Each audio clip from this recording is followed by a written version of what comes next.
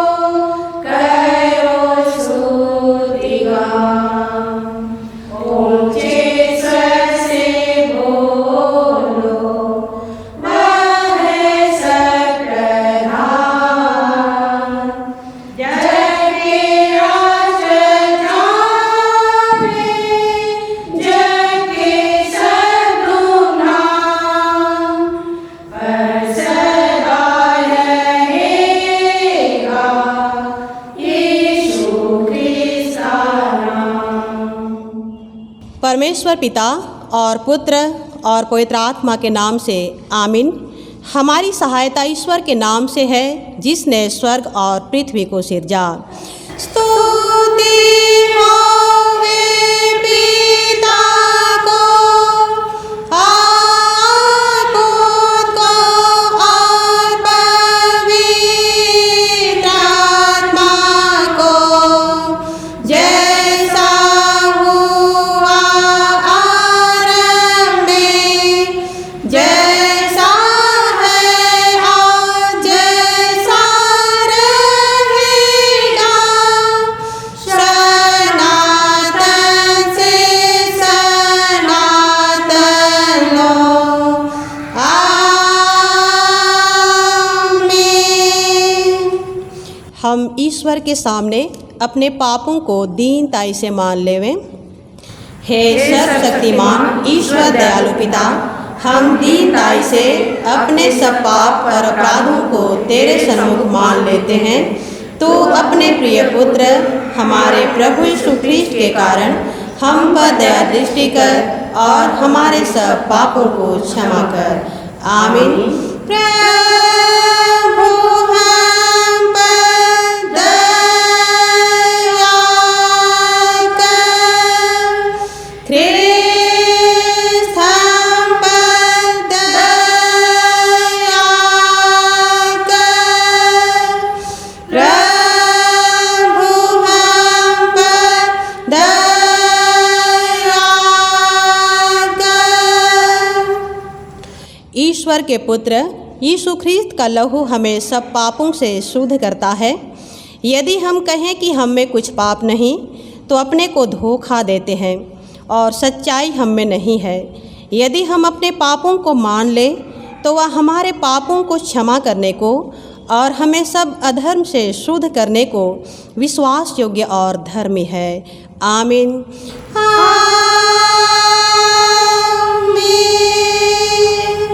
मंडली उठे, सबसे ऊंचे स्थान में ईश्वर का गुण अनुवाद हो।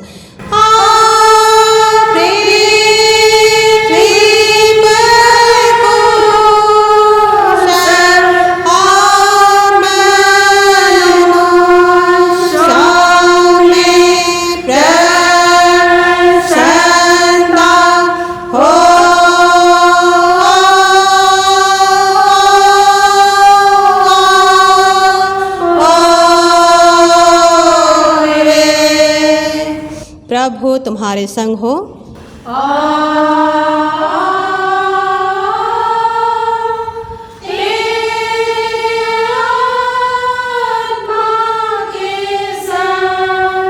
हम प्रार्थना करें।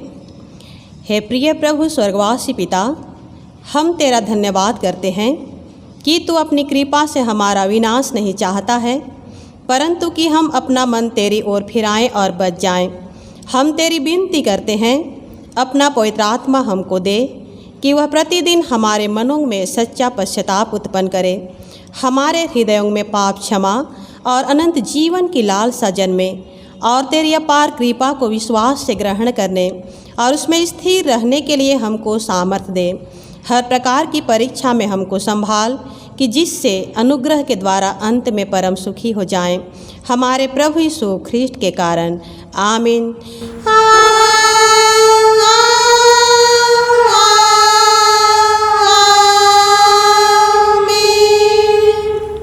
आज के लिए ठहराया गया पवित्र पाठ वचन है हमें मिलता है इब्रानियों के नाम पत्री अध्याय 4 पद संख्या 9 से 13। इब्रानी 4 अध्याय 9 से 13। और इस वचन को पढ़ने में हमारी अगुवाई करेंगी बहन सुसंती टोपनो।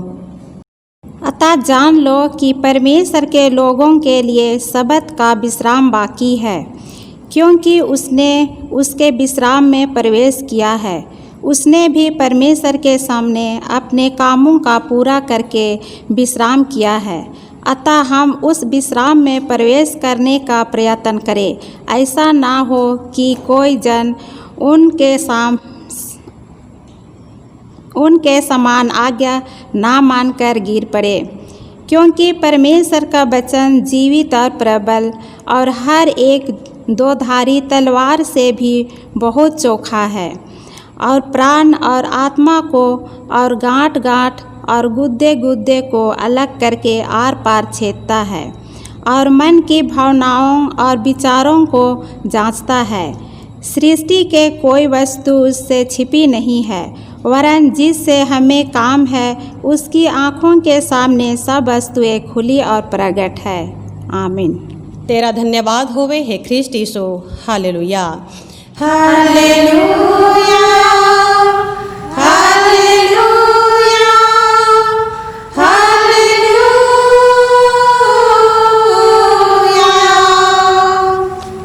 अब हम समस्त क्रिस्टियानी कलीसिया के संग अपना महापवित्र विश्वास वाक्य को मान लेके एक साथ यूँ कहें।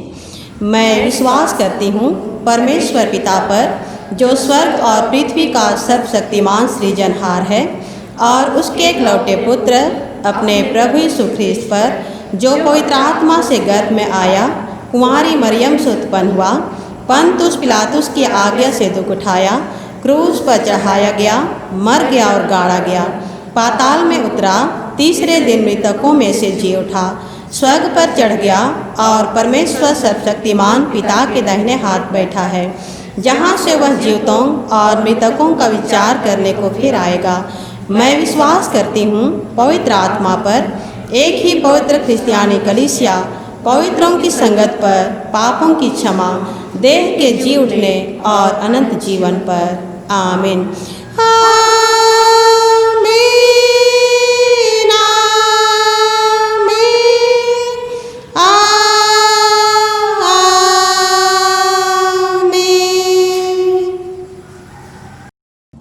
के लगातार में हम साक्षी वाणी से ही दूसरा गीत गाएंगे। साक्षी वाणी गीत नंबर 240, साक्षी वाणी गीत नंबर 240।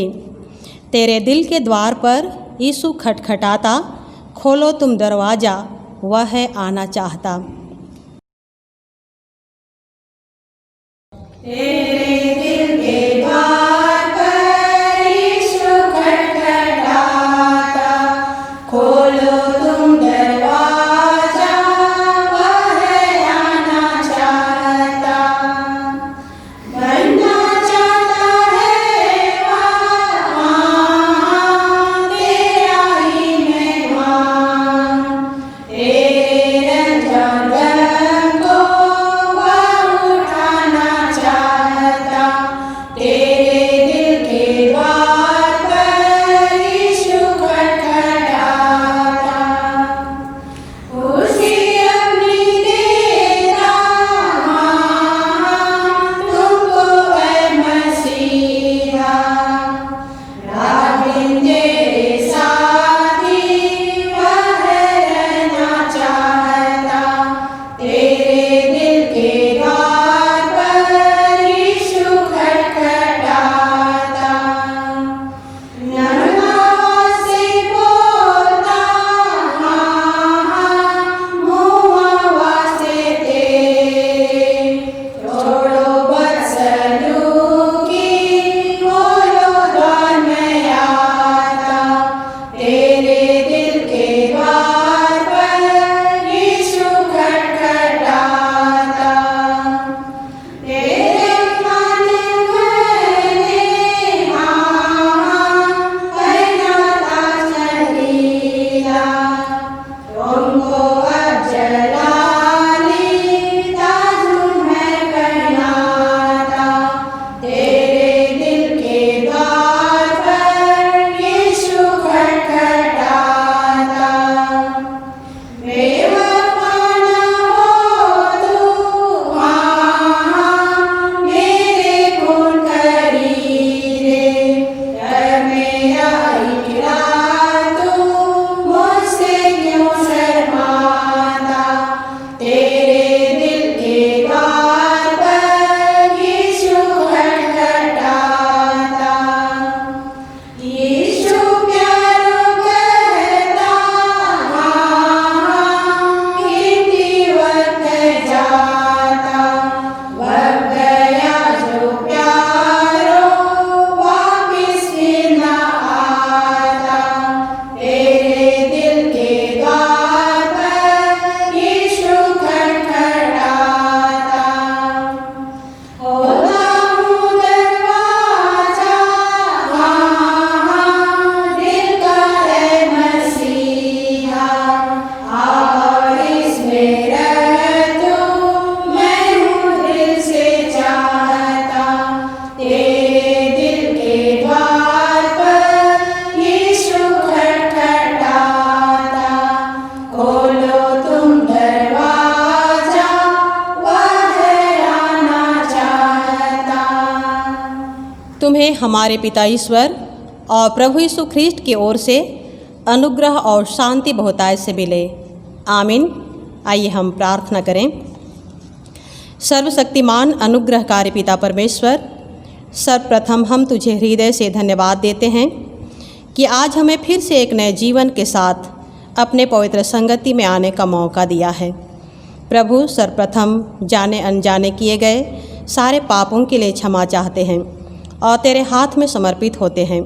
प्रभु, हमारे संपूर्ण जीवन को अपने नियंत्रण में रख और आज के वचन की संगति में हमें ला। वचन के माध्यम से हम हर एक से बातचीत कर और प्रभु हमें अपने आत्मा का दान दे कि हम वचन के माध्यम से तुझे समझ सकें, जान सकें और संपूर्ण जीवन में तुझे ही अपना सब कुछ स्वीकार करके नए और पवित्र जीवन जी सकें, जिससे हमारा जीवन तेरी महिमा और गवाही का जीवन होने पाए। यीशु नाम में विनती सुन और अनुग्रह से ग्रहण कर। आमीन। आज के लिए दिया गया उपदेश वचन है लूका रचित सुसमाचार अध्याय 14 पद संख्या 1 से लेकर 11 तक। लूका 14 1 से 11। फिर वह सब्त के दिन फरीसियों के सरदारों में से किसी के घर रोटी खाने गया और वे उसकी घात में थे। वहाँ एक मनुष्य उसके सामने था जिसे जलंधर का रोग था। इस पर यीशु ने व्यवस्थापकों और फरीसियों से कहा, क्या सब्त के दिन अच्छा करना उचित है या नहीं? परंतु वे चुपचाप रहे। तब उसने उसे छूकर चंगा किया और जाने दिया और उनसे कहा, तुम में से ऐसा कौन है जिसका गधा या बैल कुएं में गिर जाए और वह सब्त के दिन उसे तुरंत बाहर न निकाले? वे इन बातों का कुछ उत्तर ना दे सके। जब उसने देखा कि आमंत्रित लोग कैसे मुख्य मुख्य जगहें चुन लेते हैं, तो एक दृष्टांत देकर उनसे कहा, जब कोई तुझे विवाह में बुलाए तो मुख्य जगह में ना बैठना, कहीं ऐसा न हो कि उसने तुझसे भी किसी बड़े को न्योता दिया हो और जिसने तुझे और उसे दोनों को न्योता दिया है आकर तुझसे कहे, इसको जगह दे, और जब तुझे लज्जित होकर सबसे नीची जगह में बैठना पड़े। पर जब तू बुलाया जाए तो सबसे नीची जगह जा बैठ, और जब वह जिसने तुझे न्योता दिया है आए तो तुझसे कहे, हे मित्र, आगे बढ़कर बैठ, तब तेरे साथ बैठने वालों के सामने तेरी बड़ाई होगी। क्योंकि जो कोई अपने आप को बड़ा बनाएगा वह छोटा किया जाएगा, और जो अपने आप को छोटा बनाएगा वह बड़ा किया जाएगा। आमीन। प्रभु में प्रिय ख्रिस्ट विश्वासियों, वचन से जानते हैं कि परमेश्वर अपने सृष्टि के कामों को 6 दिन में पूरा किया और उसके बाद 7वें दिन में वह विश्राम किया। दूसरी बात हम ये जानते हैं कि प्रभु यीशु मसीह भी अपने कामों को पूरा करके विश्राम किया। और तीसरी बात, आज के पवित्र वचन में हमें देखने को मिलता है कि हम भी उस विश्राम में प्रवेश करने का प्रयत्न करें। प्यारे भाई तथा बहनों, आज के वचन में भी जैसा बताया गया है कि यीशु मसीह विश्रामवार या सब्त के दिन फरीसियों के सरदारों में से किसी के घर में रोटी खाने के लिए गया था और वहाँ पर एक जलंधर रोग से पीड़ित व्यक्ति था। यीशु मसीह वहाँ पर उस जलंधर रोगी को चंगाई देने का कार्य किया। जलंधर रोगी को चंगाई दिया। इस रोग से छुटकारा देने के बाद यीशु मसीह बतलाना चाहा है कि सब्त के दिन एक एक मनुष्य को क्या क्या करना चाहिए, और कहता है कि किसी का पशु अगर कुएं में गिर जाए, किसी का गधा कुएं में गिर जाए और वो भी सब्त के दिन में, तो क्या करना चाहिए? क्या उसे वहीं छोड़ देना चाहिए या निकालना भी चाहिए? यहाँ बतलाया है कि जरूर निकाला जाएगा, जरूर निकालना चाहिए।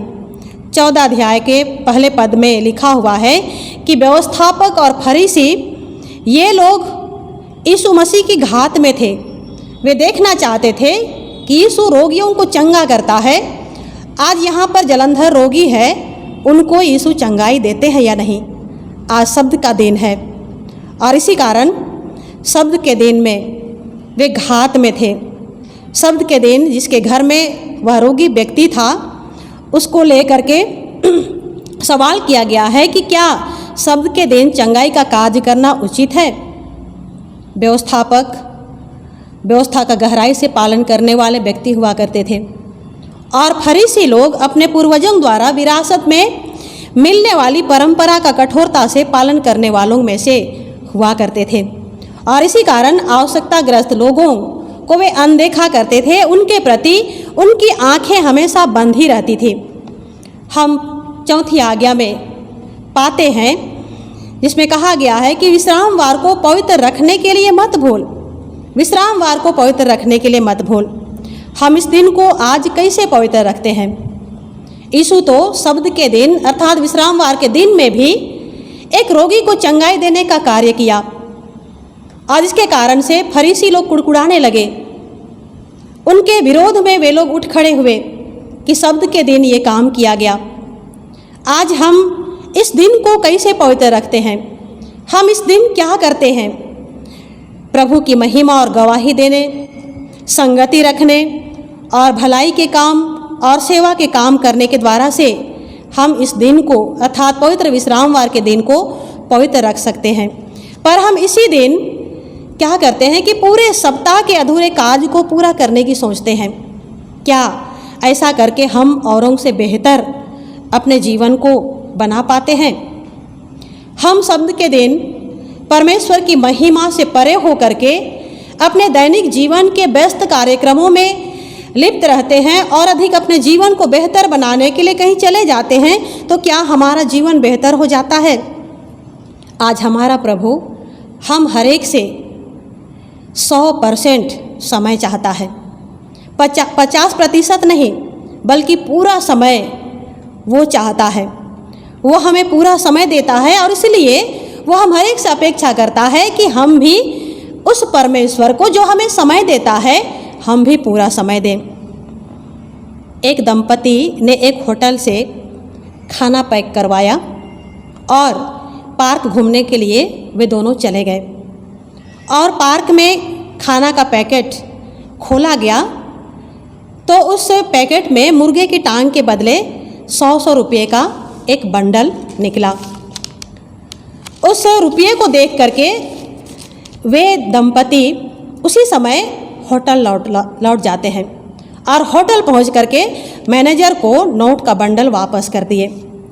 मैनेजर उस दंपति की ईमानदारी से बहुत प्रभावित हुआ और उसने प्रस्ताव दिया कि उन दोनों का फोटो खींचकर न्यूज़पेपर में प्रकाशित किया जाए। उस आदमी ने मना करते हुए कहा कि यह महिला मेरी पत्नी नहीं है, यह किसी दूसरे की पत्नी है। अगर मेरी पत्नी ने इसके साथ मेरा फोटो देख लिया तो मेरे घर में कोहराम मच जाएगा, मेरे घर में कोहराम मच जाएगा।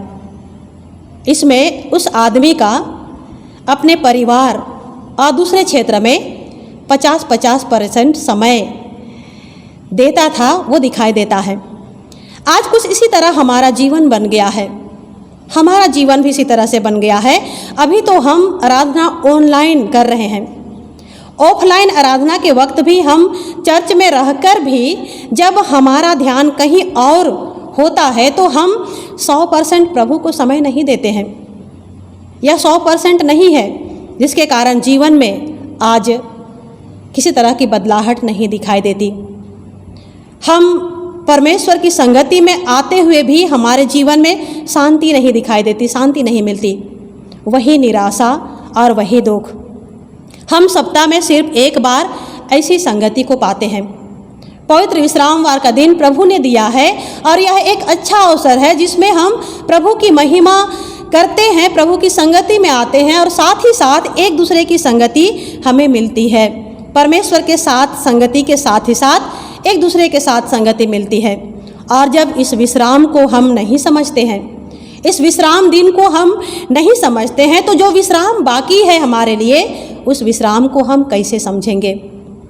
प्यारे ख्रिस्ट विश्वासी भाई तथा बहनों, आज के पवित्र वचन के दूसरे भाग में पाते हैं कि यीशु ने देखा कि कैसे लोग बैठने के लिए मुख्य जगहों को चुना करते हैं और उसको देख करके वहाँ के लोगों को दृष्टांत के तौर पर समझाने का प्रयास किया है। दृष्टांत दे करके कहा है कि जब तो बुलाया जाए तो मुख्य जगह में ना बैठना, कहीं ऐसा ना हो कि उसने तुझसे भी बड़े व्यक्ति को न्योता दिया है।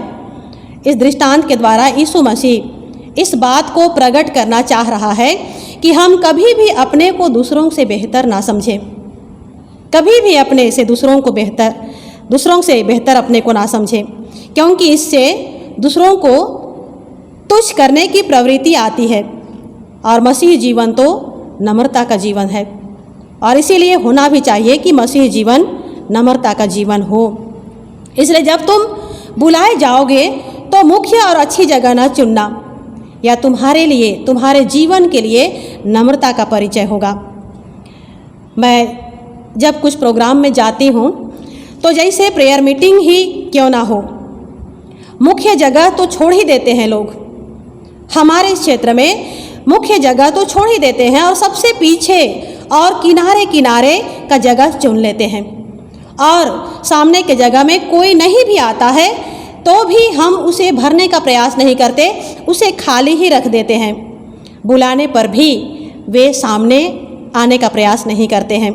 हम जानते हैं कि और कोई नहीं आने वाला है, और कोई जो जगह छूटा हुआ है उसमें बैठने वाला नहीं है, और हम आगे नहीं बढ़ते हैं तो हम वहाँ पर अव्यवस्थित ढंग से दिखाई देते हैं। और हमें जगह और परिस्थिति को इसीलिए देखना होगा, पहचानना होगा और समझना होगा, और अपने जीवन को व्यवस्थित करने का प्रयास करना होगा, व्यवस्थित करने की आवश्यकता है।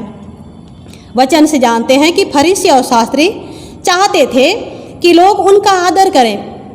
अपने को वे लोग दूसरों से श्रेष्ठ मानते थे और इसीलिए वे हमेशा मुख्य जगहों को ही चुना करते थे, और वे सोचते थे कि मैं मुख्य जगह में बैठूंगा तो लोगों के द्वारा से मैं आदर पाऊंगा, और वे अपेक्षा करते थे कि लोग उनका आदर सत्कार करें, और मुख्य जगहों में बैठना भी वे पसंद करते थे।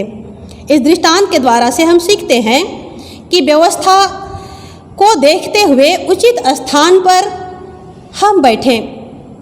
जैसा व्यवस्था किया गया है वैसे उस व्यवस्था को देखते हुए हम उचित स्थान में बैठें, और साथ ही हम उचित बातचीत भी करें। जब हम अपने जीवन में नम्रता को धारण करते हैं तो अपने से दूसरों को बेहतर समझेंगे और उनका आदर भी करेंगे, तो निश्चय हमारे भी महान पिता परमेश्वर हर एक कोई की आदर सत्कार करेंगे। पहला पत्रस 5 अध्याय के 6 पद में वचन कहता है कि परमेश्वर के बलवंत हाथ के नीचे दीनता से रहो, जिससे वह तुम्हें उचित समय पर बढ़ाए। प्यारे ख्रिस्ट विश्वासी भाई तथा बहनों, हम मदर तेरेसा के बारे में जानते हैं कि वो हमेशा अपने हाथों से अनाथों की सेवा किया, बेसहारों को सहारा दिया, बीमार व्यक्तियों की सुधि ली, घाव से भरे हुओं के घाव को साफ किया, गंदगी से भरे लोगों को सेवा पहुंचाई, और जिसके द्वारा वह बहुत ऊपर उठाई गई।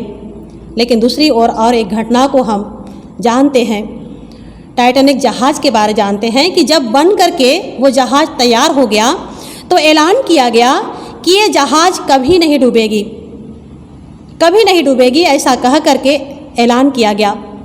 अहम और घमंड उनमें इस बात का था कि हम जो जहाज़ बनाए हैं वो कभी नहीं डूब सकती।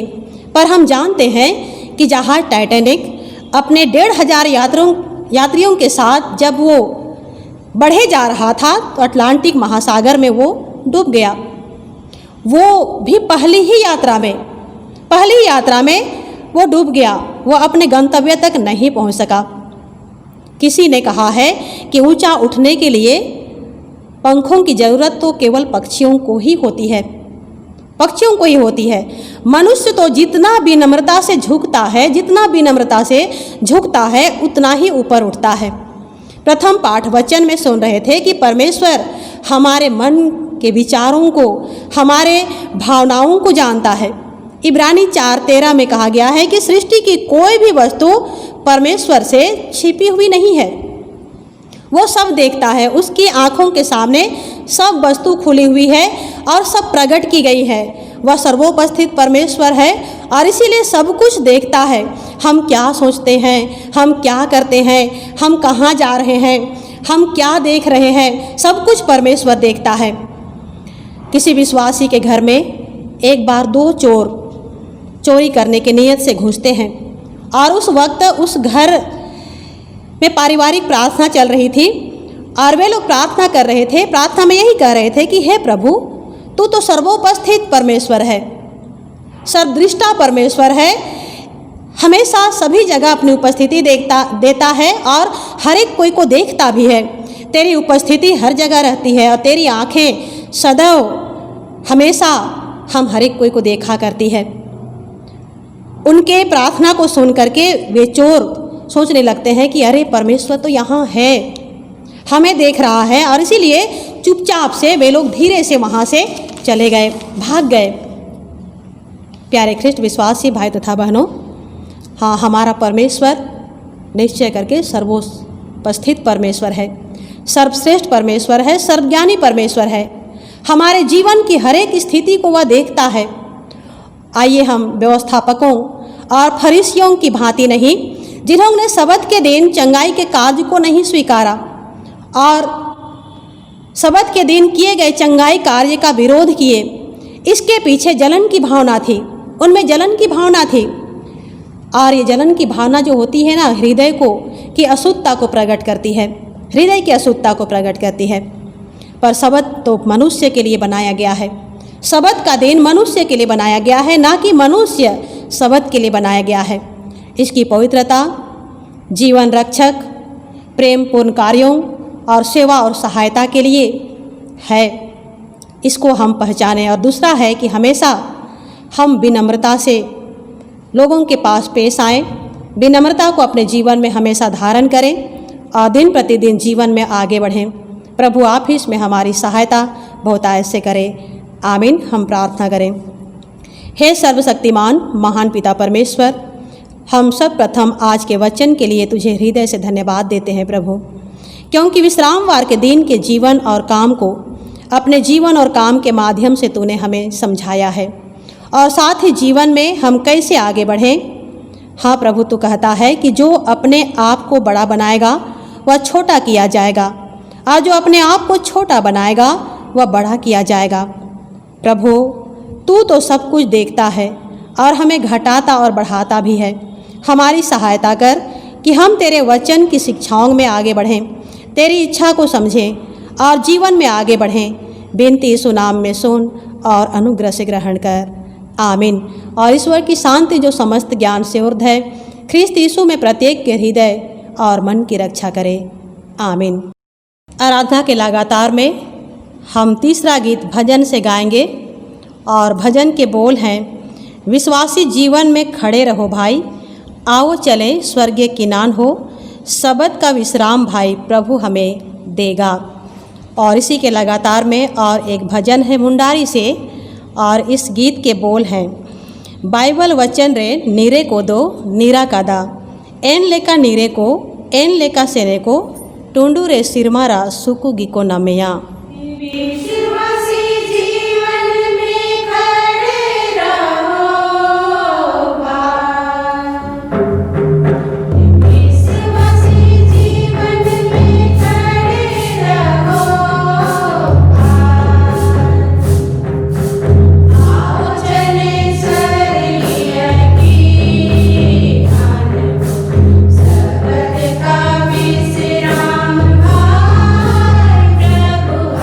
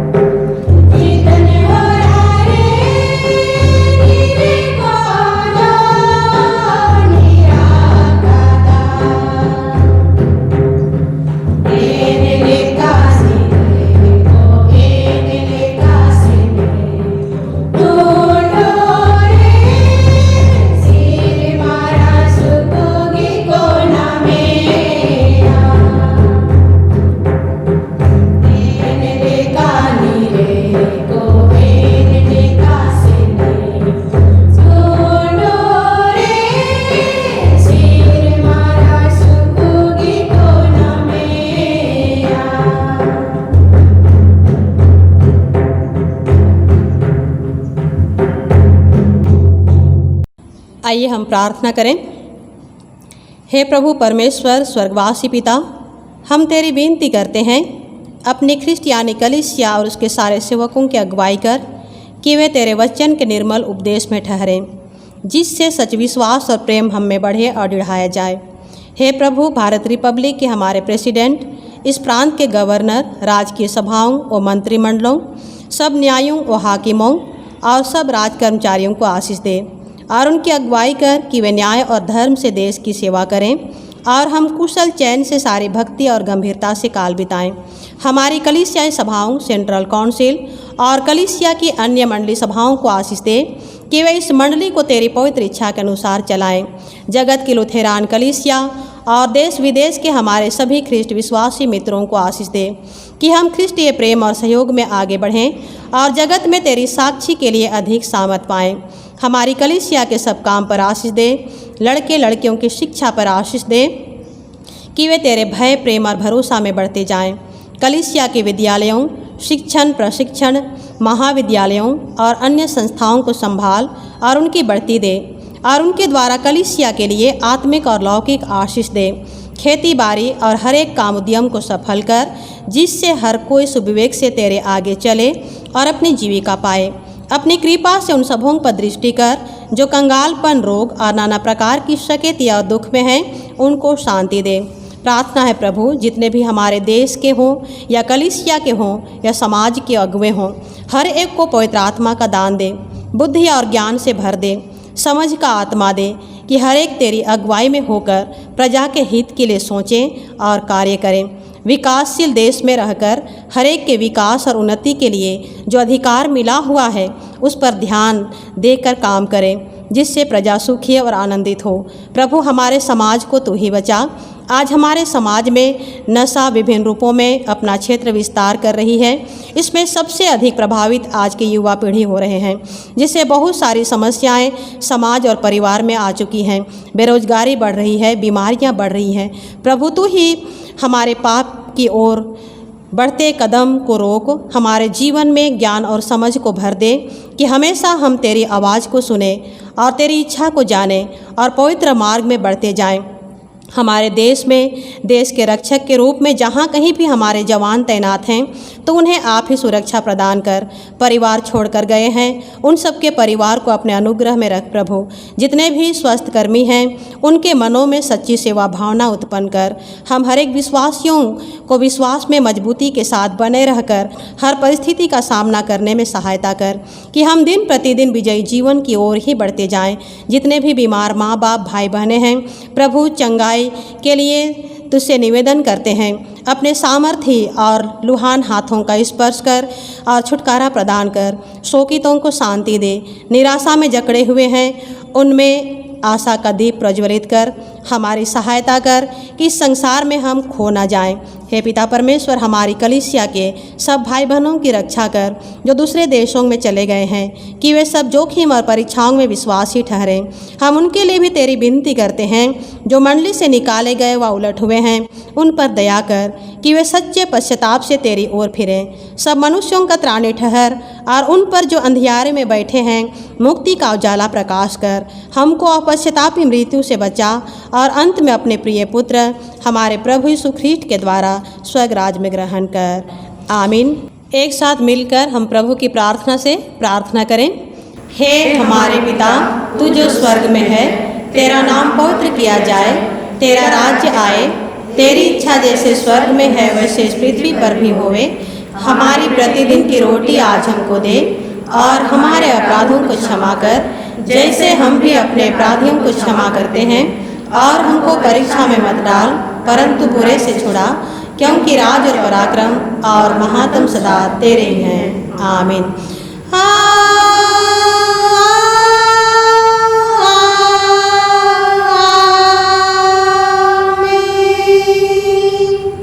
अब त्रिएक ईश्वर का आशीर्वाद विश्वासी और दीन मन से ग्रहण करें। परमेश्वर तुझे आशीष देवे और तेरी रक्षा करे। परमेश्वर अपना मुख तुझ पर प्रकाश करे और तुझ पर अनुग्रह करे। परमेश्वर अपना मुख तुझ पर प्रकाश करे और तुझे कुशल देवे। आमीन। आमीन।